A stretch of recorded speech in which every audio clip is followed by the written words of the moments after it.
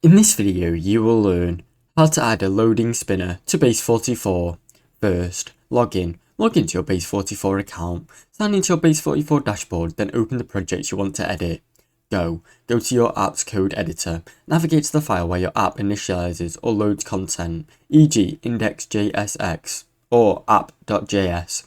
Import spinner component. Use a library like React Loader Spinner or create a custom spinner using CSS or CVG. Set up a state loading. Use state hook to manage the spinner appear. Show the spinner during loading. Use conditions like loading ? Spinner main content to toggle visibility.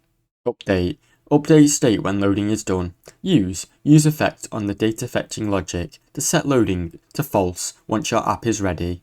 Now you know how to add a loading spinner in Base44. Thanks for watching. Don't forget to like and subscribe.